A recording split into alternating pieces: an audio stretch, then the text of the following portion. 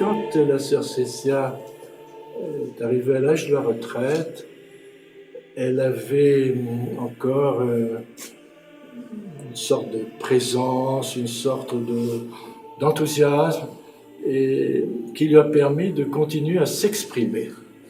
Elle s'est occupée de la chapelle de l'hôpital Ébraille. Cette chapelle était dans un état désastreux. Le toit n'avait pas été refait depuis la création de la chapelle.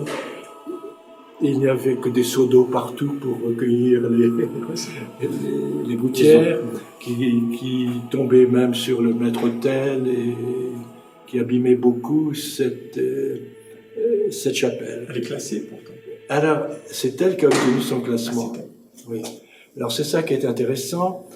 Elle a attiré l'attention de l'administration centrale, c'est toujours comme ça qu'on l'appelle dans les hôpitaux, l'administration centrale, et elle a obtenu les crédits nécessaires pour faire les réparations de cette chapelle, de telle sorte que par la suite, elle a pu obtenir également, par ses démarches personnelles, la classification patrimoine culturel de la ville de Lyon de cette chapelle que l'on visite.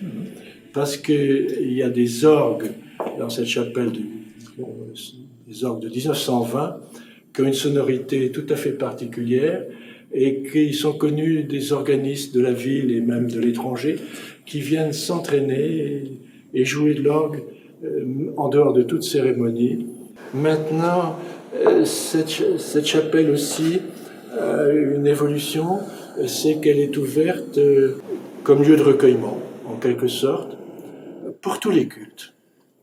C'est-à-dire qu'elle a obtenu de la part du grand rabbin, que j'ai croisé souvent avec la sœur Cécia, qu'une partie des prières puisse être récitée sous le porche de la chapelle, etc., ou à l'intérieur de la chapelle, c'est selon.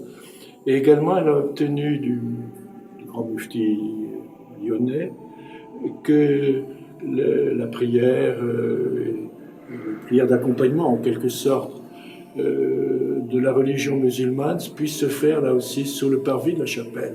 Tout ça, c'est l'œuvre de la sœur Cécia. C'est intéressant. Un écuménisme, voilà, chercher le mot, un écuménisme naissant, en quelque sorte, qui l'a accompagné pendant toute sa carrière.